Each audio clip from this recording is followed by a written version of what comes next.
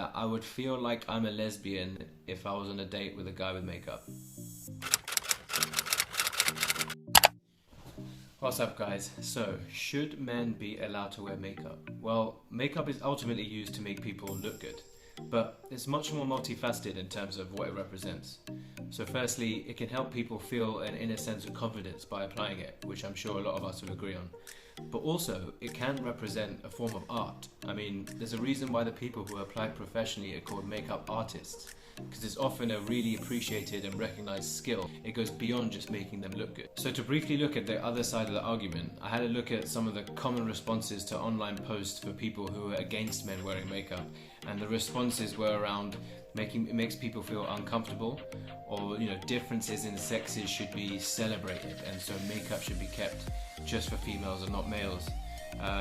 The cosmetic industry has brainwashed women over centuries to need makeup to look good, and now they're brainwashing men into doing the same thing.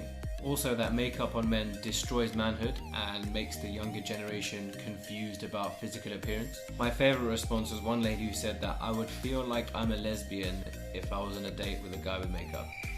Now, first of all, I will say that there is logic behind some of the points, and I'll get back to that shortly.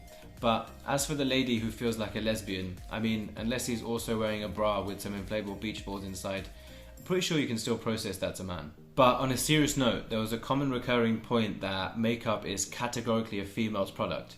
But in terms of moral justification, there's honestly no difference between a female applying eyeliner or a guy colouring their hair a certain colour. So if a guy can dye their hair a certain colour, then why should they be judged if they, apply some blusher? I do agree that there is a limit to what's an acceptable amount of makeup to wear.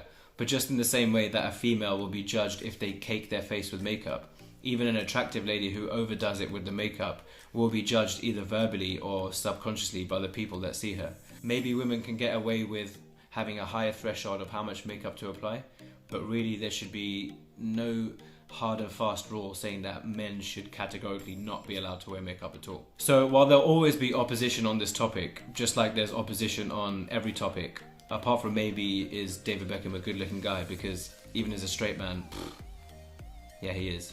It is good to see that the beauty industry is moving into a more male-inclusive direction, with the likes of MAC and Rimmel releasing a whole male product range and having them at the centre of their adverts. And quite importantly, another product that is getting a lot of male coverage now is concealer. I mean, people always tell you to look your best, and concealer helps to cover up blemishes or dark eye circles.